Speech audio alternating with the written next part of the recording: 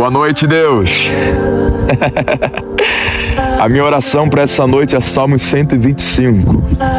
Os que confiam no Senhor serão como os montes de Sião, que não se abalam, mas permanece firme para sempre.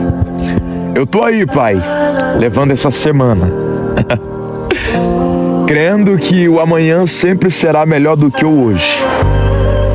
E o Deus que preparou, Pai, o dia também vai me preservar nessa noite e já preparou o amanhã. Eu sei, Pai, tudo que eu vou viver amanhã já está preparado. Que o Senhor Deus venha me preparar. Eu tô crendo num amanhã incrível, mas não quero me apegar nele porque o amanhã ao Senhor pertence. E que hoje venha a ser extraordinário. Começa a noite na tua mão do Espírito Santo. Obrigado, Deus.